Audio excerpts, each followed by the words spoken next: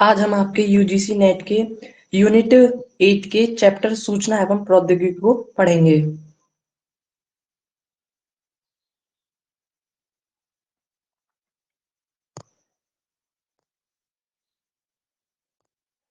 चलिए शुरू करते हैं। पहले हम जानेंगे सूचना प्रौद्योगिकी क्या है। तो सूचना प्रौद्योगिकी में हम सबसे पहले सूचना के बारे में जानेंगे। सूचना होती क्या है? तो सूचना का अर्थ होता है किसी भी वस्तु या जानकारी का एक जगह से दूसरी जगह जाना, तो कहलाता है सूचना। अब उसमें प्रौद्योगिकी को जोड़ दें, टेक्नोलॉजी और जोड़ जाए तो इसकी करेक्ट डेफिनेशन क्या बनेगी? किसी भी इंफॉर्मेशन या जानकारी का टेक्नोलॉजी की सहायता से दूसरी जगह जाना।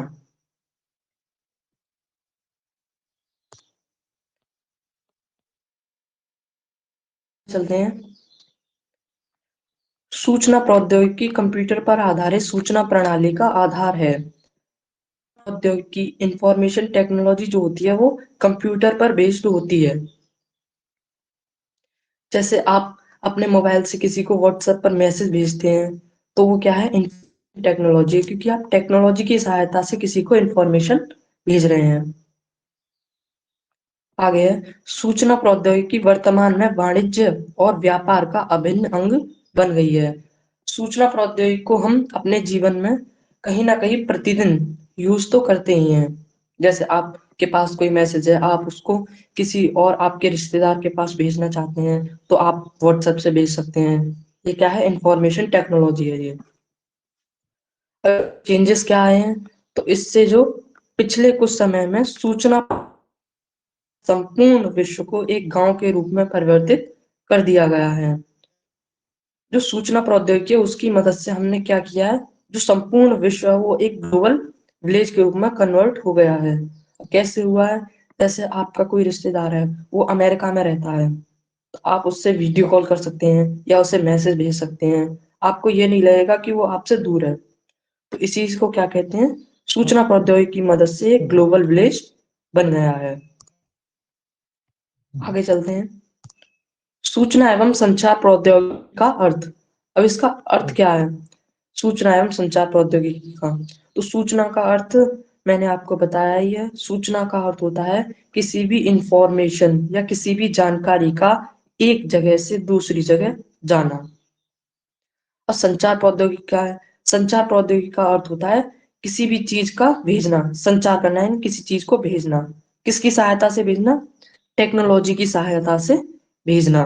तो अगर हम इन तीनों को मिला के इनका करेक्ट डेफिनेशन देखें तो वो होगी किसी भी सूचना या इंफॉर्मेशन टेक्नोलॉजी की सहायता से एक जगह से दूसरी जगह संचरित होना। ये हो जाएगा इसका सही अर्थ। आगे है इसका प्रयोग सूचना प्रौद्योगिकी के रूप में किया जाता है। इसमें आप किसी को audio video transmission network system आप भेज सकते हैं। आप इसमें क्या कर सकते हैं? सूचना को एकत्रित कर सकते हैं, इकट्ठा कर सकते हैं, उनको स्टोर कर सकते हैं, और फिर आप उसमें अपने चाहे के अनुसार सुधार भी कर सकते हैं और फिर उसको आगे भेज सकते हैं। यही जो मैंने अभी आपको बताया।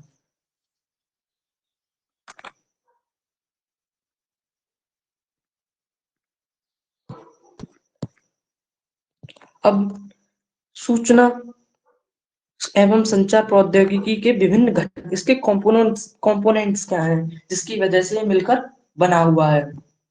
तो सर्वप्रथम इसमें आता है कंप्यूटर हार्डवेयर प्रौद्योगिकी। इसमें सभी प्रकार से आते हैं जिनकी सहायता से आप किसी को भी कोई भी इंफॉर्मेशन भेजते हैं। जैसे माइक्रो कंप्यूटर, जैसे आपका मोबाइल, ये क्या है? माइक्रो कंप्यूटर है एक। मेन फ्रेम कंप्यूटर आपका पीसी। इनपुट आउटपुट एवं स्टोरेज करने वाली युक्तियां शामिल हैं। आउटपुट डिवाइसेस जितने भी आते हैं। आगे है कंप्यूटर सॉफ्टवेयर प्रौद्योगिकी। और कंप्यूटर सॉफ्टवेयर प्रौद्योगिकी क्या होती है? कंप्यूटर सॉफ्टवेयर प्रौद्योगिकी के अंतर्गत आपके जितने भी सॉफ्टवेयर सिस्टम है, जैसे ऑपरेटिंग सिस्टम है, आपके पास मोबाइल तो है लेकिन उसमें आपके पास ऑपरेटिंग सिस्टम नहीं है या फिर वो वर्क नहीं कर रहा है, तो क्या फायदा, उससे आप किसी को इन्फॉर्मेशन नहीं भेज पाएंगे। डाटाबेस प्रबंधन जो है वो इसमें आते हैं। आगे है संचार व नेटवर्क प्रौद्योगिकी। तो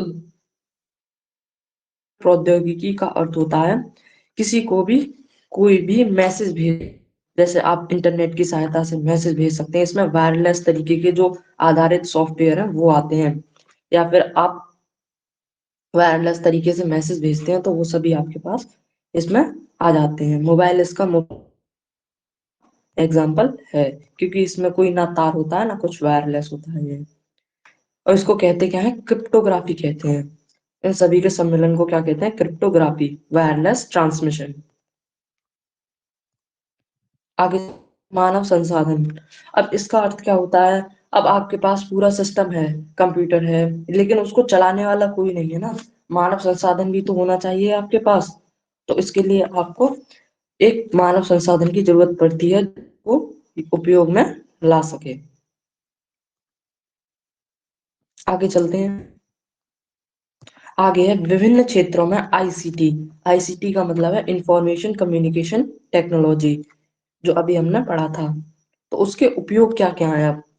तो आईसीटी हमारे जीवन का एक अभिन्न अंग बन गया है, हम इसको डेली लाइफ में कहीं ना कहीं यूज करते हैं। तो अब इसके क्षेत्र क्या हैं, कहाँ सबसे ज्यादा यूज होता है। सबसे पहले आएगा शिक्षा का क्षेत्र। सबसे ज्यादा एजुकेशन के क्षेत्र में ये यूज होता है आईसीटी। कैसे, जैसे अब आप और हम पढ़ पा रहे हैं तो किसकी सहायता से पढ़ पा रहे हैं, आईसीटी की मदद से, इंफॉर्मेशन कम्युनिकेशन टेक्नोलॉजी की सहायता से पढ़ पा रहे हैं। अब तो इसमें क्या लिखा है, एक शिक्षक द्वारा शिक्षित होने के लिए किसी व्यक्ति पर कोई समय सीमा नहीं होती। आईसीटी के माध्यम से किसी भी समय और कहीं भी कक्षाएं भाग लिया। अब इसको एग्जांपल से समझेंगे। जैसे आपने यूट्यूब खोला, उसमें यूजीसी नेट की कोई क्लास चल रही थी, तो आप उसमें आपने उस पर क्लिक किया और आप उसे देख सकते हैं। तो इसमें कोई समय सीमा नहीं होती कि ये इस टाइम से इस टाइम, आप जब आप पर समय हो तब आप देख सकते हैं इसे। अब आईसीटी के माध्यम से आप कहीं पर भी जहां पर आप हो, आप वहां पर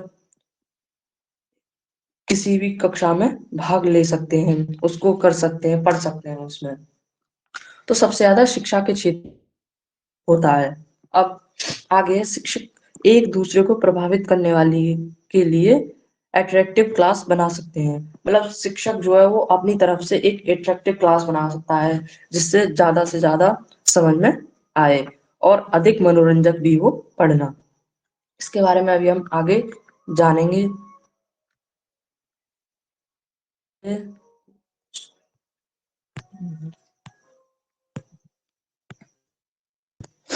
आईसीटी का उपयोग शिक्षक ग्राफिक्स, वीडियो एनिमेशन, आप एनिमेशन से पढ़ाई कर सकते हैं। जो शिक्षक है आपको पढ़ा रहा है वो ग्राफिक्स, वीडियो एनिमेशन का उपयोग करके आपको अच्छी तरह से पढ़ा सकता है। यही था इस पिछले वाले पॉइंट का अर्थ। अब बच्चों को प्रगति के लिए इलेक्ट्रॉनिक पत्रिका के रूप में मैप किया जा सकता है। मतलब आपने कोई क्लास की, अब आपको उसमें टास्क मिलेगा कि आपने कितना सीखा और आप कितना कर पाए हैं। तो जिससे जो आपके कमजोर पॉइंट्स हैं वो आपको पता लगेंगे और आप उससे भी अच्छा करने की कोशिश करेंगे। अब आगे चलते हैं। का जो यूज होता है वो स्वास्थ्य के क्षेत्र में होता है। स्वास्थ्य के क्षेत्र में इसका दूसरे नंबर पर आता है। आईसीटी का क्या है, ये रोगों से संतुष्टि में सुधार करने की नवीनतम तकनीकों को बनाने के लिए है। जैसे आप स्वास्थ्य देखभाल अनुसंधान में आईसीटी ने या फिर नष्ट करने के लिए आपको उपाय बताता है। जैसे हो गया तो मैं दवा लेने गया, आप डॉक्टर ने मुझे दवा दी, लेकिन मुझे दवा है वो किस चीज के लिए काम कर रही है, तो मैं लिखूंगा और मुझे उसके बारे में पूरी जानकारी प्राप्त हो जाएगी। तो ये आईसीटी की मदद से कर पाया मैं। रोग हम बुखार, जैसे मुझे बुखार था तो मैंने गूगल पे सर्च कर सकता था। अब डाटा के इलेक्ट्रॉनिक स्टोरेज के लिए है। अब आपने देखा होगा कि जो जितने भी अस्पताल हैं उन है कंप्यूटर्स लग गए हैं। अब इसके लिए लगे हैं वो डाटा को स्टोर करने के लिए कि कौन सा पेशेंट एडमिट हुआ था। लेकिन पहले तो कागज तो वो खो गए या फिर कुछ हो गया, लेकिन अब कंप्यूटर में डाटा कहीं जाने की थी और हम उस जानकारी को पुनः प्राप्त करने में मदद। आईसीटी के उपयोग से उपचार में लागत कम आई है। जैसे जैसे बढ़ती जा रही है वैसे वैसे बीमारियां जो है हम उपचार करवाते हैं उनमें हमारे पैसे बचते हैं, लागत कम आती है। किसकी मदद से? आईसीटी की मदद से। आगे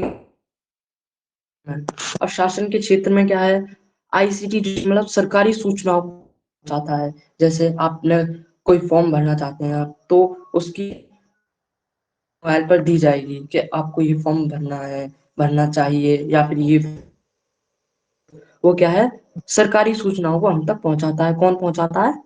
आईसीटी पहुंचाता है। इंटरनेट सरकार को पब्लिक सेवाओं की प्रस्तुति करने और सूचनाओं की नीतियों को अधिक कुशलता से प्रदान करने का अवसर प्रदान करती है। यही जो मैंने अभी बताया कि जो सरकार की तरफ से जैसे कोई नई पहुंचनी चाहिए, किसकी मदद से पहुंचेगी? इंटरनेट की मदद से, की मदद से। इंटरनेट भी तो आईसीटी है ही।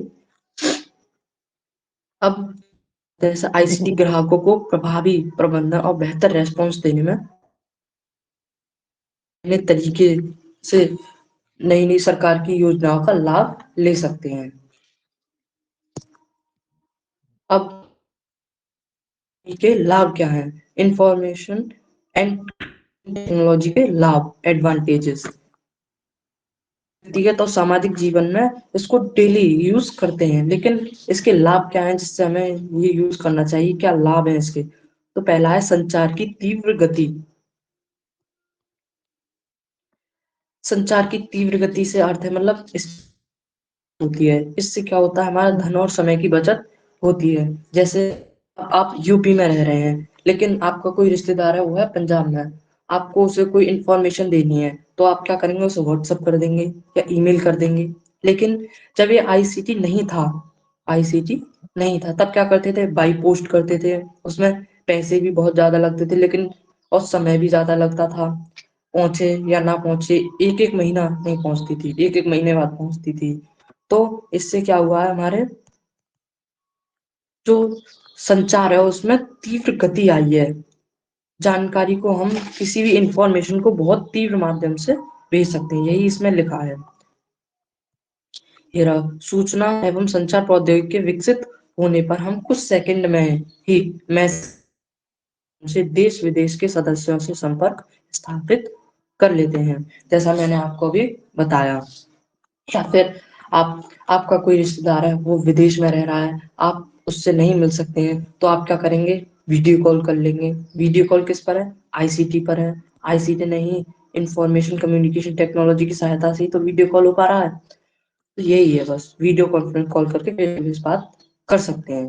तो ये क्या है, इसकी तीव्र गति पर निर्भर। आगे चलते हैं। अब लागत प्रभावशीलता, कॉस्ट इफेक्टिवनेस। इसमें क्या होता है, इसमें जो होता है सूचना और संचार प्रौद्योगिकी स्थानांतरण काफी सस्ता है, मतलब इसमें खर्च बहुत कम आता है। जैसे आप चाहे जितने मैसेज को भेज सकते हैं अपने किसी दोस्त को या फिर रिश्तेदार को, लेकिन आपके पास बहुत कम खर्चा आएगा। लेकिन अगर आप इसी इंफॉर्मेशन को बाई पोस्ट भेजते तो आपके पास बहुत खर्चा आता। तो पहले को भेजना या बातें करना बहुत महंगा था। एसटीडी लगे हुए थे जगह जगह, उनमें पैसे डालकर बात होती थी। लेकिन अब ये बहुत सस्ता हो गया है। ईमेल के माध्यम से कम खर्च में सूचनाओं का आदान प्रदान किया जा सकता है। यही जो मैंने आपको बताया अभी वही सब है।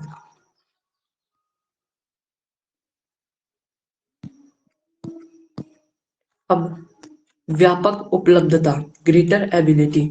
अब इसका मतलब क्या है? इसका अर्थ है कि आप इसको जब चाहें यूज कर सकते हैं।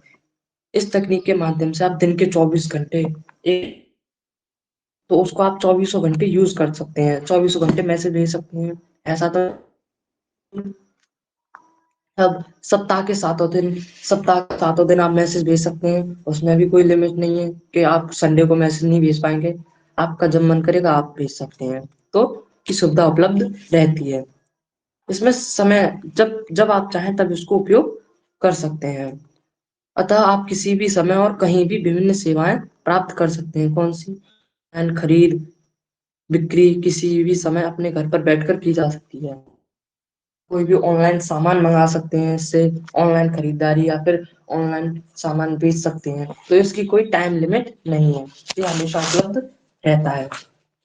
अब आगे है नई नौकरियों का निर्माण। अब इसमें क्या है, नई जॉब्स का क्रिएशन होता है। कैसे? आईसीटी की सबसे अधिक लाभ आईटी क्षेत्र में हुई है। आईटी यानी आईटी के क्षेत्र में नई नई नौकरियों का कैसे? आईसीटी की मदद से आप क्या कर सकते हैं, कंप्यूटर प्रोग्राम बना सकते हैं, वेब डिजाइनिंग कर सकते हैं, software program apps coding decoding आप ये सब कर सकते हैं। तो इससे क्या हुआ है, इंफॉर्मेशन टेक्नोलॉजी के क्षेत्र में नई नई नौकरियों का निर्माण हो रहा है। तो प्रौद्योगिकी विकास के माध्यम से बनाए अवसर हैं, बहुत सारे अवसर होते हैं जिन पर आप रोजगार प्राप्त कर सकते हैं। आपने कंप्यूटर कोर्स कर लिया, किसकी सहायता से? आईसीटी अगर नहीं होती तो आप नहीं कर पाते, जिससे आपकी आईटी क्षेत्र में नौकरी लग गई, जॉब लग गई। तो क्या है, सब आईसीटी की मदद से ही संभव हो पाया है। अब इसमें क्या हुआ, शिक्षा का विकास। अब इससे एजुकेशन का भी जो है वो डेवलपमेंट हो रहा है। लेकिन कैसे हो रहा है? तो सूचना एवं संचार प्रौद्योगिकी से शिक्षा के क्षेत्र में व्यापक सुधार हुए हैं। जैसे आप किसी भी जानकारी फिर किसी भी न्यूज को आपको कोई टॉपिक समझ नहीं आ रहा यूजीसी नेट में, तो आप यूट्यूब पर टाइप करेंगे या गूगल पर टाइप करेंगे तो आपको उसका सॉल्यूशन मिल जाएगा। जिससे क्या हुआ है, एजुकेशन में डेवलपमेंट हुआ है। इंटरनेट की सुविधा से कोई भी सूचना या जानकारी एक क्लिक करने पर एक दूसरे के साथ पहुंचाई जा सकती है। जैसे आपने ही क्लास की, अब आप इसको अपने मित्रों के साथ शेयर कर सकते हैं। तो ये किसकी मदद से हुआ है? आईसीटी की मदद से हुआ है, शिक्षा का जो विकास। किसी भी शैक्षिक संस्थान के फॉर्म भरने व अन्य जानकारी को क्षण भर में ही प्राप्त किया जा सकता है। जैसे अब आपने यूजीसी नेट का जो फॉर्म है जून वाला, वो आपने भरा होगा, वो किसकी मदद से भरा होगा? टेक्नोलॉजी की मदद से, आईसीटी की मदद से भरा होगा आपने। अगर ये नहीं होती तो आप फॉर्म नहीं भर पाते ऑनलाइन। तो इससे आप कहीं भी फॉर्म वगैरह फिल कर सकते हैं, या फिर किसी भी जॉब वगैरह की जो नोटिफिकेशन है वो आपके पास आ जाती है, तो किसकी मदद से? आईसीटी की मदद से है। आगे चलते हैं। आ गया स्वास्थ्य देखभाल का विकास। तो अब इससे आपकी हेल्थ केयर में भी बहुत अच्छा सुधार आया है। जैसे मैंने आपको बताया, आईसीटी द्वारा स्वचालित अस्पताल सूचना प्रणाली है। अस्पतालों में कंप्यूटर लगे हुए हैं जिससे आप डाटा स्टोर कर सकते हैं। देखभाल की गुणवत्ता में सुधार करने की सहायता है। दवा उद्योग, आपको कोई दवा उद्योग करना है तो आप आईसीटी की मदद से कर सकते हैं। जानकारी लेनी है किसी भी दवा के बारे में कि किस रोग में आपकी सहायता या फिर किस रोग को नष्ट करने में सहायता करती है, तो आप आईसीटी की मदद से वो कर सकते हैं। तो आईसीटी के उपयोग की सुविधा का लाभ देता है। आईसीटी नहीं, ई हेल्थ को भी संभव बनाया है। ई हेल्थ का अर्थ होता है इलेक्ट्रॉनिक हेल्थ। आप अपने घर बैठे चेकअप करवा सकते हैं पूरी बॉडी का, या फिर शुगर का। आपके पास बहुत सारे ऑप्शन होते हैं जिससे आपको कहीं बाहर जाना नहीं पड़ता है। आगे चलेंगे। संचार प्रौद्योगिकी से हानियां। अब इसकी हानियां भी हैं। जब हमको उपयोग करती है तो वो नुकसान भी तो करती है, इसीलिए इसकी हानियां भी हैं आईसीटी की। तो इसकी हानियां क्या क्या हैं? सबसे पहली है बेरोजगारी। अब आपने देखा होगा कंपनियां, जो बड़ी बड़ी कंपनियां होती हैं, उनमें क्या है, मशीन है या फिर रोबोट्स कार्य करते हैं।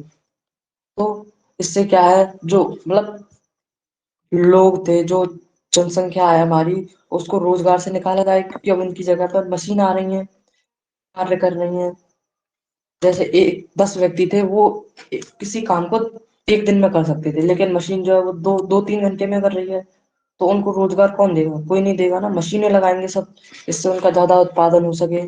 इसीलिए जो है वो बढ़ रही है। इसी में इसमें भी यही है, सूचना एवं संचार प्रौद्योगिकी के विकास में वृद्धि के कारण बड़ी संख्या में लोगों के रोजगार में कमी आई है। तकनीकी कौशल से संपन्न लोगों की जगह अब मशीन और रोबोट्स से कार्य किया जा रहा है। ये जो मैंने आपको बताया अभी। आगे चलते हैं हम। इसमें क्या है, नौकरी की सुरक्षा का अभाव। इसमें आपकी नौकरी जो है वो परमानेंट नहीं होती, इसका जाने का आपको भय बना रहता है। जैसे वर्तमान में रोजगार के क्षेत्र में नई नई तकनीकें जुड़ती जा रही हैं, कंप्यूटराइज्ड हो रहा है सब काम। तो ऐसे में क्या होगा, ऐसे में जो लोग इनसे तालमेल, यानी कि जिन लोगों को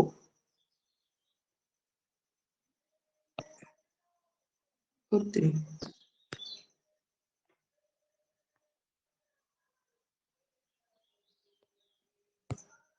हाँ, तो इसमें क्या होगा, नौकरी की सुरक्षा का जो है वो अभाव होगा। कंप्यूटर जिनको चलाना नहीं आता है, वो क्या होगा, उनको नौकरी से निकाल दिया जाएगा, या फिर उनसे उनसे कहा जाएगा कि जाओ कंप्यूटर सीख के आओ, तब हम नौकरी पे रखेंगे। लेकिन उनको नहीं आता है, तो उनकी नौकरी का हुआ डर बना रहता है। यही है इसमें। ऐसे लोग जो इस तालमेल बैठाने में अक्षम है, उन्हें रोजगार से निकाले जाने का भय हमेशा रहता है। अब आ गया गोपनीयता की कमी, यानी कि लैक ऑफ सिक्योरिटी। तो इससे क्या होता है, जो ईमेल व सोशल साइट्स हैं, इन पर आप जैसे किसी को आपने किसी को ईमेल भेजा, तो आपका क्या होगा, वो लीक होने का, ईमेल हैकिंग, जैसे साइबर क्राइम बढ़ रहे हैं। आपने सुना होगा कि उसका बैंक अकाउंट हैक कर लिया, फिर उसका ईमेल हैक कर लिया गया। तो ये क्या है, सुरक्षा की कमी है इसमें। तो ये भी क्या है, इसकी एक हानि है, जिसकी वजह से साइबर क्राइम बढ़ते जा रहे हैं। अब दैनिक जीवन में क्या बाधाएं आती हैं इससे? तो दैनिक जीवन में इससे प्रयोग बहुत, हमारे वर्तमान समय में हमारे जीवन में सूचना एवं संचार प्रौद्योगिकी का प्रयोग बहुत बढ़ गया है, जिससे साइबर क्राइम बढ़ रहे हैं। आप जितना ज्यादा टेक्नोलॉजी की तरफ बढ़ेंगे, उतनी ज्यादा साइबर क्राइम बढ़ते जा रहे हैं। कंप्यूटर वायरस, वार्म, ट्रोजन आदि का जोखिम रहता है। जैसे आपको फेक मैसेजेस आते हैं कि इस लिंक पर क्लिक कीजिए, आपको 2 GB डेटा फ्री मिलेगा। तो ये सब क्या है, साइबर क्राइम्स के एरिया में आ जाता है, जिससे ये इसकी एक हानि है। तो आगे चलेंगे। अब भारत में ई सरकार की पहल। अब भारत में ई सरकार की जो पहल है वो क्या है?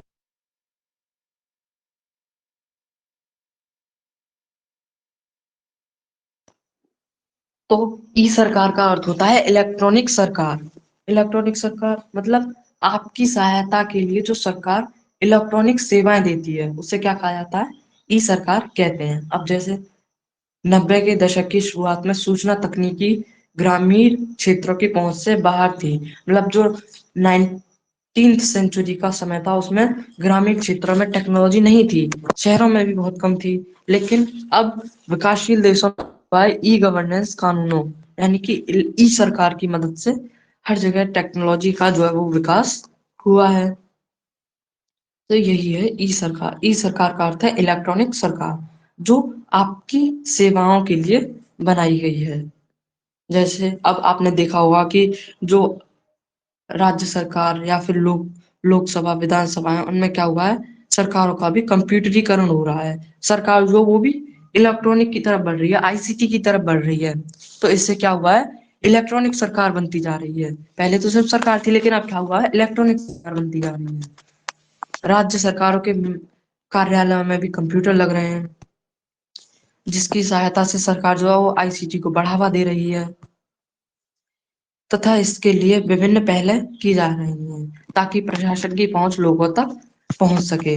अब आपको इसमें से क्या याद रखना है, अभी हम इसको थोड़ा मोटा मोटा कवर कर रहे हैं, लेकिन फिर आगे हम इनके बारे में डिटेल से जानेंगे। तो आपको इसमें से बस ये 2 टॉपिक याद रखने हैं, जिनसे हर साल 2 या 3 क्वेश्चंस पूछे जाते हैं। तो स्वयं एवं स्वयं प्रभा, ये 2 टॉपिक आपको याद रखने हैं। हम इनके बारे में आपको पढ़ाएंगे डिटेल में।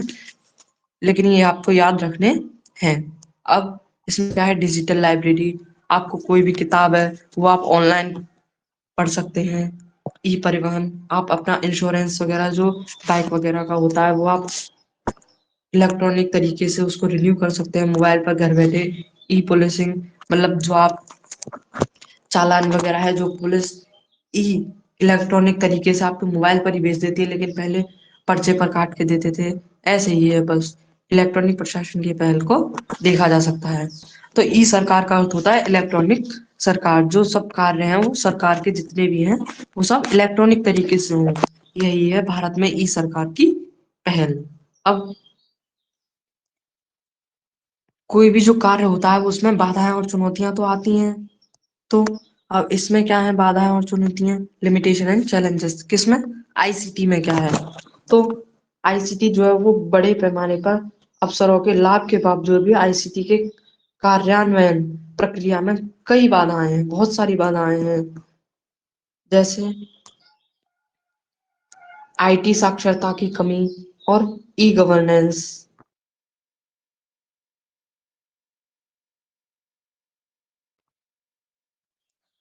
आईटी साक्षरता की कमी और ई गवर्नेंस के लाभों के बारे में जागरूकता। अब जैसे ग्रामीण क्षेत्रों में बहुत सारे लोग रहते हैं, सरकार ने कोई नई पहल चलाई उनके लिए, तो वो उन तक नहीं पहुंच पाती है। क्यों? क्योंकि उन्हें आईसीटी के बारे में इतनी जानकारी नहीं है, वहां पर टेक्नोलॉजी इतनी विकसित नहीं है कि वो इसके बारे में जानकारी पा सकें। तो इससे क्या हुआ है, ई गवर्नेंस यानी जो सरकार की लाई हुई योजनाएं हैं उनके लाभ के बारे में जागरूक नहीं हो पाते हैं वो लोग। जैसे G2C, G2G और G2B प्रोजेक्ट्स, ये कुछ प्रोजेक्ट हैं जिनका नाम आपको याद रखना है, ये पूछ लिए जाते हैं। तो प्रोजेक्ट्स के क्रियान्वयन में संवेदन प्रोसेस की कमी है। इस ये जो प्रोजेक्ट है इनको ज्यादा से ज्यादा लोगों तक पहुंचाया नहीं जा सका क्योंकि उनके पास आईसीटी की कमी है। आईटी साक्षरता में कमी सबसे बड़ी बाधा है। अब आईटी जो है वो साक्षर नहीं है इतना, हमारे यहाँ का इतना मजबूत नहीं है, इतना बढ़िया नहीं है कि वो हर जगह तक अपनी इंफॉर्मेशन पहुंचा सके। लेकिन अब ज्यादातर गांवों में भी विकास हो रहा है, उन्हें भी नई नई जानकारियों के बारे में पता चल रहा है कि सरकार द्वारा ये योजना चलाई जा रही है आदि।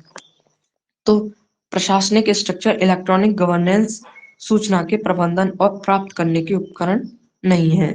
मतलब जैसे जितने भी गांव वाले क्षेत्र हैं उन पर सरकार के द्वारा कोई योजना चलाई गई तो उनके पास इतने पर्याप्त उपकरण नहीं है कि वो उन योजनाओं के बारे में पता लगा सकें। उनके पास स्मार्टफोन नहीं है जिसकी वजह से उन्हें पता चले।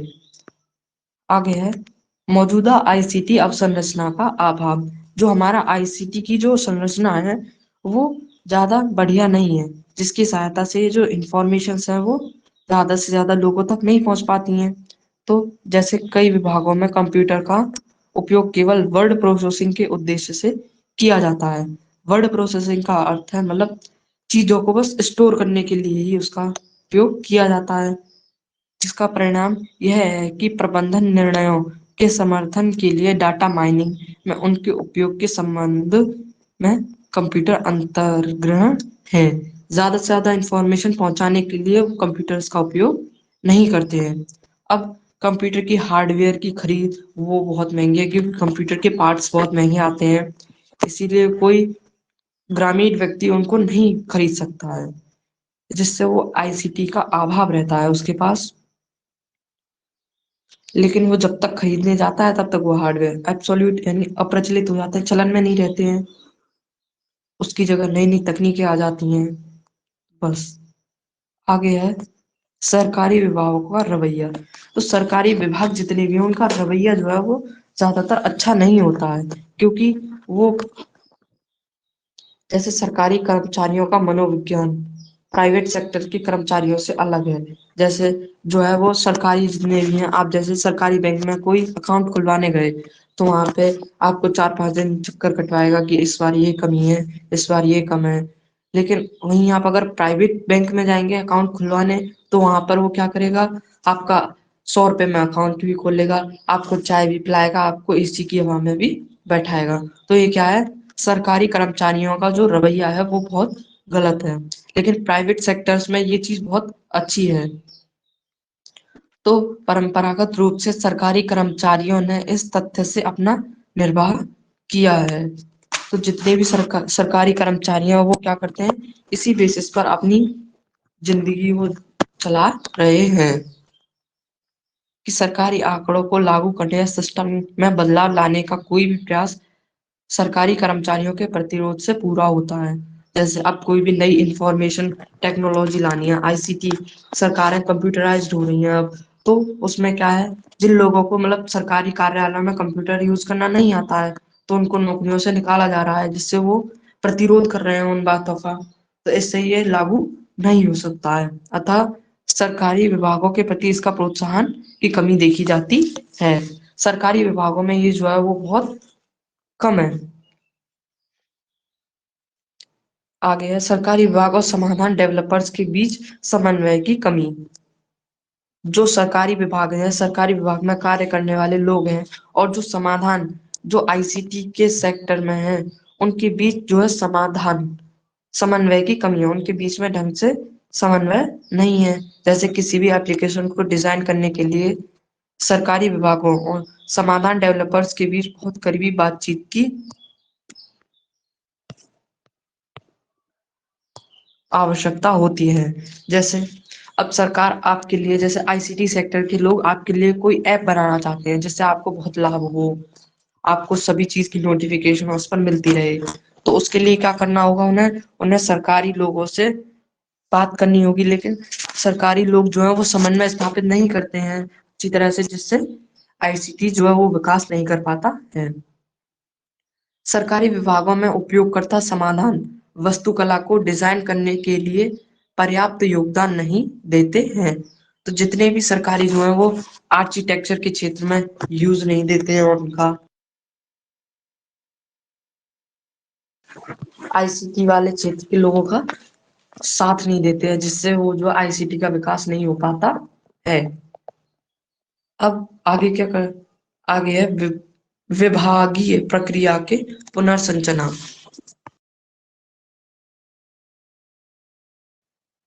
तो इसमें क्या है, इसमें ई गवर्नेंस परियोजना के सफल कार्यान्वयन के लिए प्रशासनिक प्रक्रियाओं के पुनर्गठन की आवश्यकता होती है। जैसे जो इलेक्ट्रॉनिक सरकार है वो किसी भी नई योजना को चलाती है, तो उसके लिए क्या करना होगा, आपको फिर से फिर से सरकार को जो है वो दोबारा से पुनर्गठित करना होगा। उसमें जो जानकार लोग हैं उनको ही सिर्फ नौकरी मिलनी चाहिए। किंतु इसके विपरीत प्रशासनिक प्रक्रियाओं में डाटा माइनिंग तकनीक का दोहन करने और वेबसाइट पर वास्तविक समय के कंटेंट को एकत्रित करने और अपडेट करने में विभागीय एमआईएस अधिकारियों की विशेषज्ञता का अभाव पाया जाता है, कि वो टाइम से मैसेज जो है वो किसी भी इंफॉर्मेशन को नहीं भेजते हैं, या फिर उनको आता नहीं है कंप्यूटर चलाना। तो ये क्या है, उसको पुनर्संरचना करनी होगी, ऐसे लोगों की भर्ती की जानी चाहिए जिनको ये सब आता हो, जिससे आईसीटी का विकास हो सके, जिससे ज्यादातर लोगों तक जो है इंफॉर्मेशन पहुंच सके। अगला टॉपिक है ई गवर्नेंस को बनाए रखने के लिए राष्ट्रीय स्तर की बुनियादी सुविधाओं की कमी। तो इसमें क्या है, जो राष्ट्रीय सरकार है इसका भी कुछ दोष है। वो क्या है कि ई गवर्नेंस की पहल का समर्थन करने के लिए बुनियादी ढांचा सरकारी विभाग में मौजूद नहीं है। तो सरकार के पास इतने बुनियादी इतना स्ट्रक्चर नहीं है कि वो ज्यादातर लोगों को इंफॉर्मेशन भेज सके। उनके पास इतने कंप्यूटर नहीं है, कंप्यूटराइज्ड नहीं है सरकार, जिससे इंफॉर्मेशन नहीं पहुंच पाती। लेकिन अब ई सरकार की पहल जो है वो उससे बढ़ा रहे हैं कंप्यूटराइज्ड। तो बुनियादी ढांचे का निर्माण कराए गए कनेक्टिविटी विकल्पों का उपयोग बहुत ही सीमित तरीके से विभिन्न स्थानों के बीच डाटा ट्रांसमिशन उद्योग के लिए किया जाता है। तो जो हमारा बुनियादी ढांचा है जिसकी वजह से हम बहुत सारे लोगों के साथ कम्युनिकेट कर सकते हैं, वो राज्य सरकार के पास या फिर राष्ट्रीय सरकार के पास इतना मजबूत नहीं है, जिससे वो लोगों तक इंफॉर्मेशन पहुंचा सके। और मुख्य रूप से केवल ईमेल और इंटरनेट उद्देश्यों के लिए उपयोग किया जाता है। तो वो क्या करते हैं, सिर्फ ईमेल और इंटरनेट के उद्देश्य से ही उसको उपयोग करते हैं। अतः यह एक महत्वपूर्ण समस्या है। तो ये क्या है, एक बहुत ही महत्वपूर्ण समस्या है कि राज्य सरकार या फिर राष्ट्रीय सरकारों के पास कंप्यूटरों की कमी है या फिर वो आईसीटी में विकास नहीं कर पा रही है। आगे बढ़ेंगे, ये आज का लास्ट टॉपिक है कंप्यूटर का परिचय। तो कंप्यूटर है क्या है, इंट्रोडक्शन ऑफ कंप्यूटर।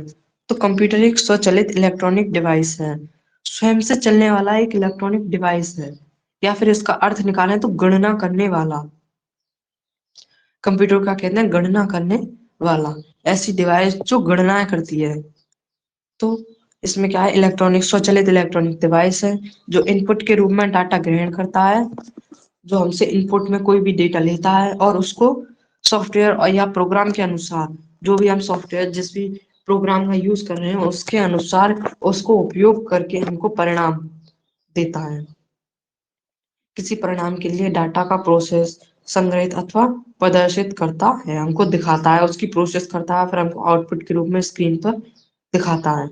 अब कंप्यूटर का अर्थ क्या है, तो कंप्यूटर शब्द की जो उत्पत्ति है वो लैटिन भाषा के कॉम्प्यूटे कॉम्प्यूटेरर शब्द से हुई है, जिसका अर्थ है गणना करना। मैंने आपको बताया था कि कंप्यूटर का शाब्दिक अर्थ होता है गणना करने वाला, इसीलिए इसे गणक यंत्र भी कहते हैं। कंप्यूटर में तीन प्रकार की प्रक्रिया होती हैं। सबसे पहले तो वो इनपुट लेता है और फिर उसको प्रोसेसिंग करता है और फिर उसके बाद हमें क्या देता है, आउटपुट देता है। ये तीन प्रक्रियाएं जो है वो कंप्यूटर में मुख्य रूप से होती हैं। अब इसका अर्थ है गणना करने वाला। यहाँ तक आपको शायद समझ में आ गया होगा। अब आगे चलते हैं, कुछ महत्वपूर्ण पॉइंट्स हैं, इनको हम ध्यान में रखेंगे। तो क्या है, अबेकस। अबेकस जो है वो सबसे पहला सरल यंत्र था जिसका उपयोग गणना करने के लिए किया जाता था। तो इसका आविष्कार हुआ था 1602 ईस्वी में हुआ था और चीन में किया गया था इसका उपयोग। आपको ये याद रखना है क्योंकि इससे एक दो क्वेश्चन पूछ लिए जाते हैं और ईयर्स को संबंधित तो कुछ ज्यादा ही पूछे जाते हैं, इसलिए आपको सभी ईयर्स याद रखनी है। तो आविष्कार हुआ था 1602 में और चीन में हुआ था इसका आविष्कार। इसका प्रयोग क्या क्या था, इसका प्रयोग जोड़ने घटाने व वर्गमूल का अर्थ है स्क्वायर रूट ज्ञात करने के लिए किया जाता था।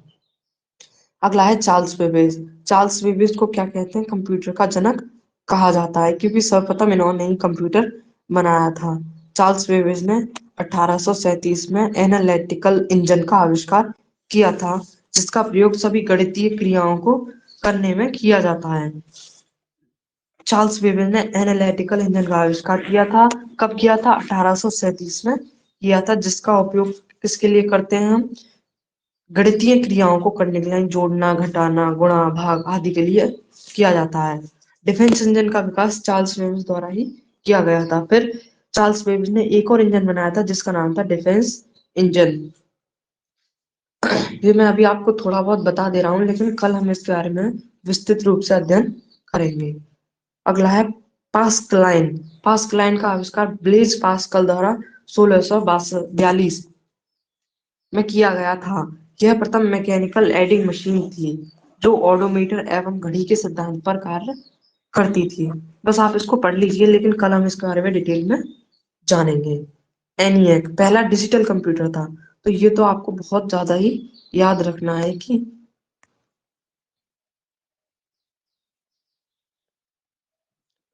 जो एनिएक था वो हमारा क्या था, पहला डिजिटल कंप्यूटर था, एनिएक।